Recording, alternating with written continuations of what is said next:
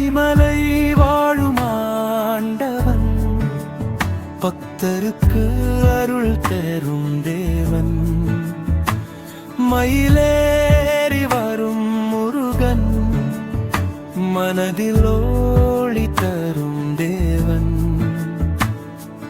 வேல் கொண்டு காக்கும் கந்தன், வினை தீர்க்கும் அருள் வள்ளல்.